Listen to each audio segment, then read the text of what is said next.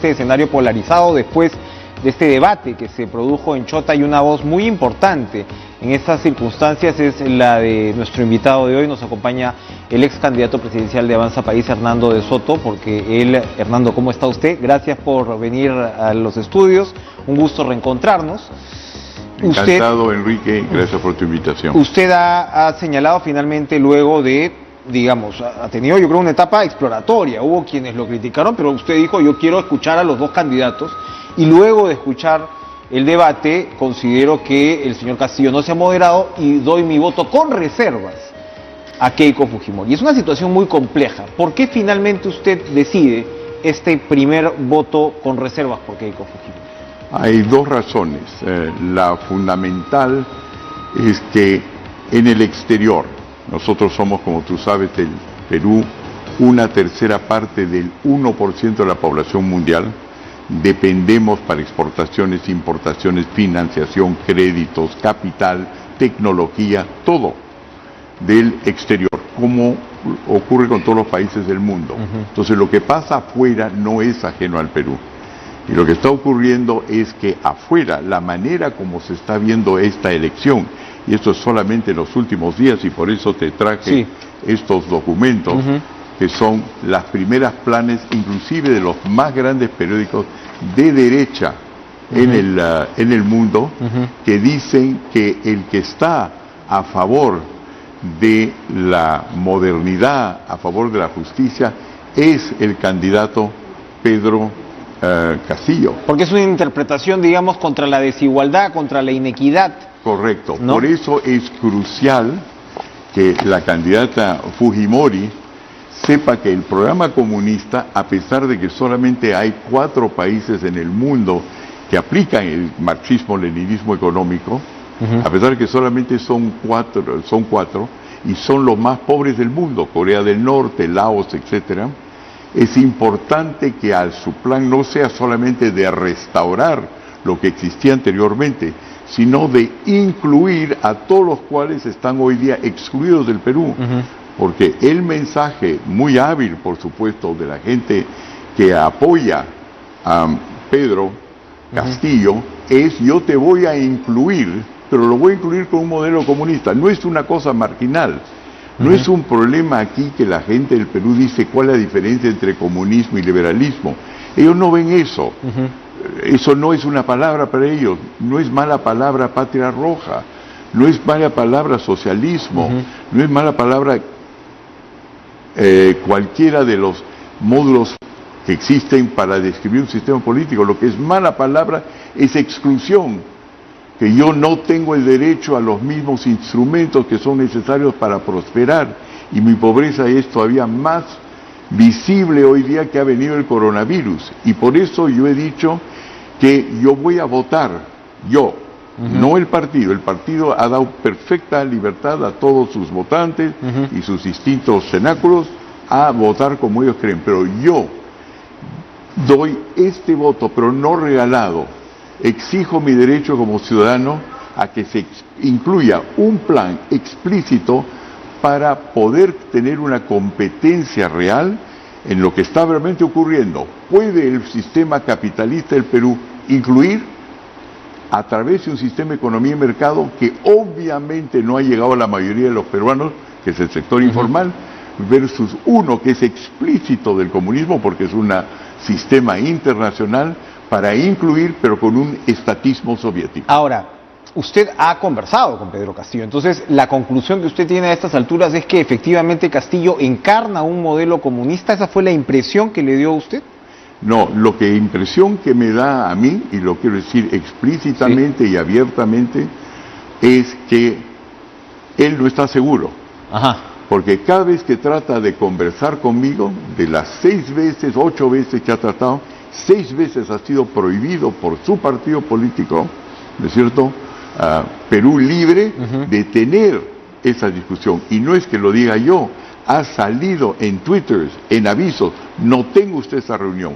Y si la ha tenido finalmente conmigo un par de veces, ha sido porque ha logrado separarse de la gente que lo prohibía. Eso me hace pensar de que el candidato todavía no está convencido pero su estructura de apoyo, que es marxista-leninista, quiere efectivamente entraparlo. Entonces, ¿podría tenerlo secuestrado, digamos? la palabra, mi impresión es secuestrado, y lo que yo quiero es rescatarlo si es que es secuestrado. Y lo que ocurrió en el debate de Chota, que a mí me impresionó, es que él había ya comenzado, después de nuestras conversaciones, a hablar de empresariado, hablar de libertad, hablar de que no había ideología comunista de por medio, y había un progreso hacia una definición, y con Chota volvió a salir el lenguaje marxista-leninista, y eso me hizo a mí ya el domingo decidir, sobre todo cuando ya en el exterior, donde la palabra comunista ya no existe, porque no hay país moderno en el mundo que la tenga, comienza a decir, esto es nuestro candidato preferido, lo cual puede ser, pero tienen que saber, y es por eso que yo voy a viajar con mi equipo de la gobernabilidad al exterior, para decirles, esto no se trata, aunque ustedes no lo crean, de un grupo oprimido solamente contra un grupo oligárquico en el Perú, sino se trata del regreso, aunque ustedes no lo crean, del marxismo-leninismo al Perú, que los peruanos creían, a pesar de lo que yo he escrito en mis libros, está regresando. Es una pesadilla que yo creo que es real, y en ese momento que ha ocurrido después de mi derrota, las alternativas son Keiko o la alternativa es Pedro. Y yo quiero con esto darle la oportunidad a Pedro de que se despegue y nos convenza a todos que no va a ir en el camino del marxismo-leninismo, y a Keiko que nos diga explícitamente que tiene un plan para incluir, para que los peruanos sepamos verdaderamente para qué, no para quién, sino para qué estamos votando. Ahora, allí entonces, para ir cerrando esos conceptos, por un lado usted observa una gran influencia del señor Cerrón en la propuesta de Castillo, al menos en la plataforma política, es real, es un hombre evidente, inteligente, es un hombre preparado, lo es. Y es un sí, está muy preparado. Y ha dicho muy claramente cómo piensa instituir un nuevo Estado, bypaseando los consensos que prescribe la Constitución, y ha sido muy explícito en eso y en prohibir que el candidato Pedro Castillo dialogue con alguien que en el exterior, por lo menos del Perú, es un representante de un capitalismo del tercer mundo, que soy yo. Entonces, quiero que ese debate sea visto con transparencia aquí y afuera. ¿Por qué, Enrique? Porque si gana Keiko el 28 de julio, es presidenta del Perú, y se voltea a Occidente para financiar todos los programas que nos ha permitido, va a encontrar las puertas cerradas, porque la opinión internacional la crea el representante de los gobiernos de su papá, que justa o injustamente ha sido acusado de corrupto y autoritario. Esa es la visión no es mundial. no es bien visto. Hay que salir a limpiar la cara del Perú democrático, y eso es lo que yo quiero hacer. Ahora, remato para de ahí entrar con Keiko Fujimori, efectivamente. Hay entonces en Castillo un tema, usted que conoce bien todo digamos, las estructuras marxistas o en fin, sindicalistas, hay diferencias por supuesto, pero hay esta suerte de asambleísmo entonces, o sea, él recurre siempre a sus bases, en este caso seguramente al señor Cerrón, o sea, no lo ve usted todavía con autonomía como candidato, porque finalmente el candidato a la presidencia es él, ¿no? Como para decir, nada, ¿sabes qué? Yo voy a abrir mi baraja. No lo ve todavía en ese cuadrante. Nadie puede entrar a una carrera presidencial, como tú sabes, sin tener una infraestructura partidaria. Se necesita apoyo, gente, relacionistas públicos, personas que hacen blog, imágenes, todo eso, y eso evidentemente se los da Perú Libre, de repente está también de por medio Movadef, de repente está otros mecanismos de izquierda, y yo comprendo lo que es cuando a uno lo apoyan y de repente exigen a cambio de eso un pago ideológico. Yo quisiera, antes de llegar al 6 de junio, que se libere de eso, porque no estamos hablando si es un poquito más a la izquierda, un poquito más a la derecha, si es morado, si es rosado, si es azul. Si no, estamos hablando de un paso hacia el comunismo en un país golpeado con el coronavirus como ningún otro ha sido golpeado, o muy pocos han sido golpeados en este último año, donde lo que quieren es cambio e inclusión. Así es, así es. Entonces, en estos momentos, verdaderamente me duele sabiendo que Keiko no está contra la inclusión, que no tenga un plan explícito. No es que no esté orientada, pero la inclusión no ocurre sencillamente con hablar de libertad de mercado. Hay que crear la escalera, el ascensor para llegar a ello. Ahora, usted al mismo tiempo me está describiendo las resistencias que puede tener Fujimori, sus falencias. Ahora, después de la pausa, vamos a hablar cuál podría ser el plan, ¿no?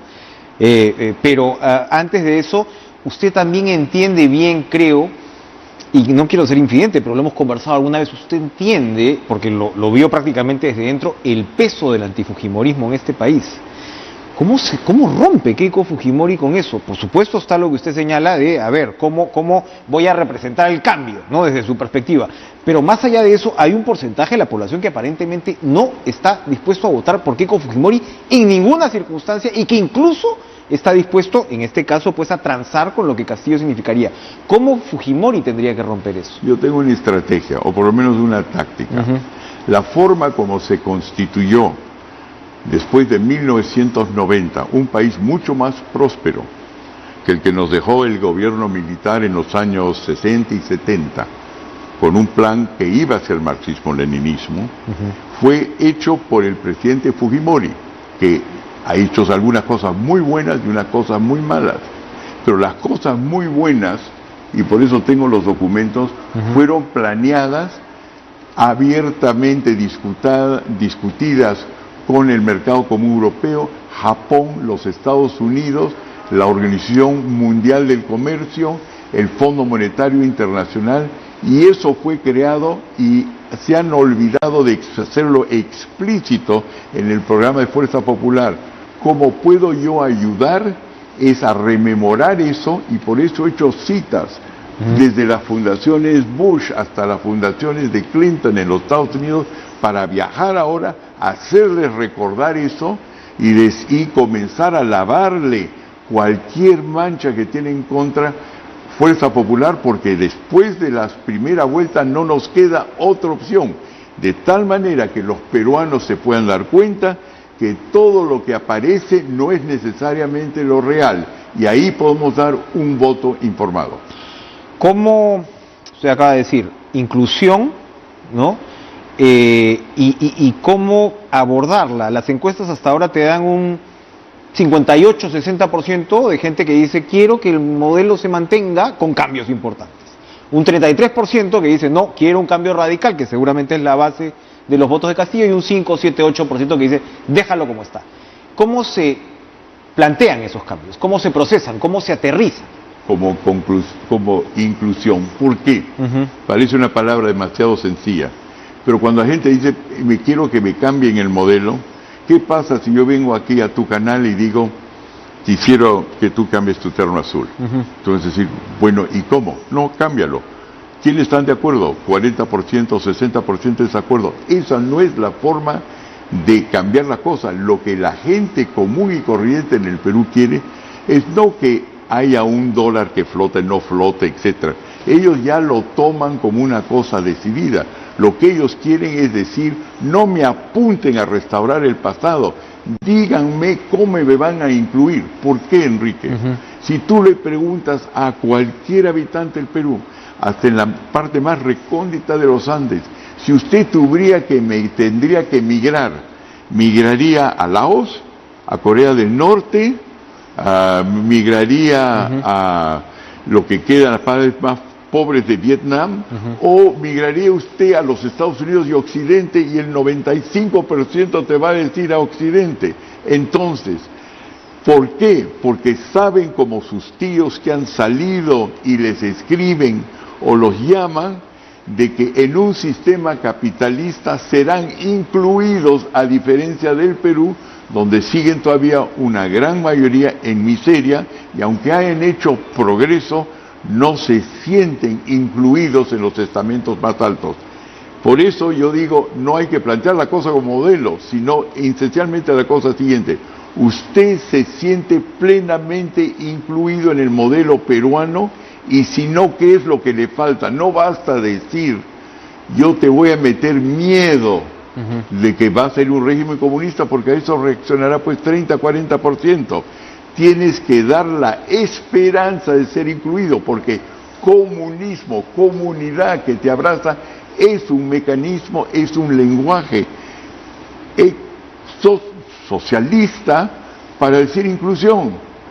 Entonces, la vuelta a eso es lo que ha permitido el capitalismo, es en los regímenes feudales atrasados del mundo, incluir a los burgueses, incluir a los obreros en un sistema capitalista. Tiene que ser explícito y con un programa.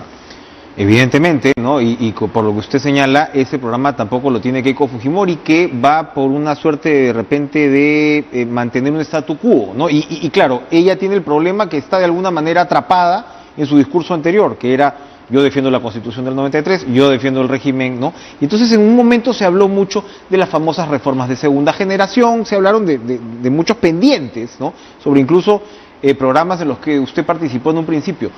Esa inclusión, ¿cómo se manifiesta con programas, digamos, establecidos? Usted ha trabajado una propuesta que tiene que ver con la minería en los últimos años, muy interesante. Esa podría ser una, pero ¿cómo se abre esto? ¿Qué se le dice a ese elector? Se le dice la cosa siguiente, que el fujimorismo nunca ha estado en contra. Cuando Alberto Fujimori es elegido presidente, él pide el día 1 después de la elección que yo sea su primer ministro para implementar precisamente eso. Él dice el otro sendero en mi libro. Lo repite en sus discursos frente a los organismos internacionales ese mismo año, que fueron anfitrionados por Javier Pérez de Cuellar, a pedido nuestro, frente al Fondo Monetario Internacional, que eso es lo que él va a hacer. Da su golpe de Estado el 5 de abril y luego es perdonado por la Organización de Estados Americanos y vuelve a repetir que la razón por la cual él quiere un cambio es para instituir esa inclusión, de acuerdo a un plan ya elaborado. Y luego cuando Keiko se lanza, creo que fue el 2011 y el 2016, lo dice. Entonces no es que es un plan mío, es también un plan de ella. Y lo que yo quiero es que se dé cuenta que no es un argumento solamente cualquiera, sino la fuerza y el poder de los comunistas es que apelan a la inclusión, quieren igualdad, pero solamente que en lugar de usarlo en un lenguaje, por ejemplo, de yo quiero hacer que todo el mundo suba, está diciendo expropiar, es decir, que todo el mundo que es rico baje, y con eso se ahuyenta la inversión, ya lo sabemos, y viene la violencia y la miseria. Usted ha conversado con Castillo, conversó con Fujimori, y ella dijo, hay algunas coincidencias con Hernando de Soto. Vamos a ir a una pausa, pero vamos a regresar a ver si es que usted pondría un plan sobre la mesa, literalmente, en el caso de la señora Fujimori, pero eventualmente en el caso del señor Castillo también, porque, es decir, y yo creo que eso tiene que ver con lo que usted está expresando, ¿no? Insisto, hay quienes lo critican y todo, pero usted también está dejando una puerta abierta en el sentido de, bueno, si el señor Castillo pasa, vamos a tener también que lidiar con esa realidad, con esa situación. Volvemos tras la pausa, Hernando. Estamos con Hernando de Soto y tenemos acá 1, 2, 3, 4, 5 volúmenes, que es... ¿qué es esto? Esto es el plan de inclusión. Este es el plan de inclusión que dijo que iba a apoyar Keiko cuando creía que iba a ser presidente, pero salió solamente con una mayoría parlamentaria. Y que evidentemente cuando uno es presidente, y yo comprendo eso, uno puede imponer un cambio, y cuando uno ya tiene, qué sé yo, 60, 70 congresistas, hay que encontrar consensos que no consiguió. Pero le quiero hacer recordar que ese plan está listo y está basado sobre las 1.496 normas en el Perú que hay que modificar para poder incluir, cosa que no es territorio ajeno a nosotros, no es cuestión de que pensamos lo mismo con Fuerza Popular, sino que tenemos en detalle ese plan gracias al hecho trabajaron en ese momento que ella lo pidió, número uno. Número dos, está basado sobre la experiencia que han tenido países distintos que el nuestro, pero se toma en consideración como son los países de la ex Unión Soviética, que eran países en desarrollo, asiáticos, y de Europa Oriental. Cuando colapsó el comunismo, ellos tuvieron que pasar de un Estado no capitalista a un Estado capitalista, es decir, cómo incluir, por ejemplo, en el caso de Alemania, la Alemania oriental comunista dentro de un sistema capitalista o de economía social de mercado en Alemania occidental. Y esos pasos son los mismos que tenemos acá, cosa que no es una cuestión de decir, esto es una formulita casera, especialmente del doctor de Soto. Estos son los pasos que han hecho los países europeos con regímenes de derecho romano y que hoy día pueden funcionar en el Perú, y la prueba de ello es que muchos de ellos han pasado a través de los años, pero aisladamente, un poquito a través de COFOPRI, un poquito a través de distintas otras organizaciones. COFOPRI dice entonces, volvemos a la idea fuerza de la titulación, de la formalización. Pero esto por supuesto es muy complejo y tiene muchos puntos, pero la idea es esto. COFOPRI, lo que ocurre por la razón de la popularidad de COFOPRI es porque para la mayor parte de la gente pobre lo que tiene es su tierra, la cultiva con lo que ellos llaman derecho imperfecto, con lo que ellos llaman títulos de posesión, lo que usted quiera, pero controlan la mayor parte del Perú rural y las zonas mineras. Entonces, si usted se los da y les permite utilizarlo no solamente para cultivar y cosechar papas, sino para poder utilizarlo como identidad, como garantías para acumular capital y conseguir crédito y poder ser reconocidos en el exterior y poder fusionarse y hacer cadenas productivas, entonces en ese momento el Perú se puede desarrollar. La parte de tierra acá es mínima, lo importante es que se formalice, es decir, que se titule de manera que es reconocido en el 99.6% del mundo el activo que tiene la mayor parte de los peruanos para que puedan incluirse. Y eso significa esencialmente destrabar las partes del derecho peruano que ya están reprimiendo cosas que están listas para salir. Nosotros creemos, por ejemplo, que en el primer año se puede liberar $1 millón de dólares de recursos peruanos, que lo único que les falta es poner la llave en el candado de la ley peruana. ¿Qué papel jugaría Hernando de Soto en una circunstancia? ¿Hernando de Soto podría ser primer ministro? ¿Hernando de Soto más bien optaría por, digamos, ser una suerte de consejero? ¿Qué papel podría ser el que juega Hernando de Soto? Porque acá aplica todas estas innovaciones, digamos, un poquito el que las craneó, ¿no? No es tan fácil tampoco sencillamente encargarlas. Bueno, te voy a decir lo que ocurre en los otros países donde yo he trabajado, en base a éxitos que han tenido ellos o algunos pequeños éxitos que hemos tenido nosotros. Hay varias maneras de hacerlo. Si uno es ciudadano, evidentemente uno puede participar en el aparato político, pero si no lo es, lo que se creó, por ejemplo, en Alemania para reducirlo a un solo caso fácil de entender, no se hizo que los alemanes orientales lo implementen y lo craneen, sino se creó una autoridad autónoma. Y una autoridad autónoma que permitía entonces conocer los dos lados y, en base a una decisión política, articular ese cambio. Ahora, para hacer eso, ustedes dirán, bueno, eso ha ocurrido ahí, pero no ha ocurrido en otra parte del mundo. Mentira.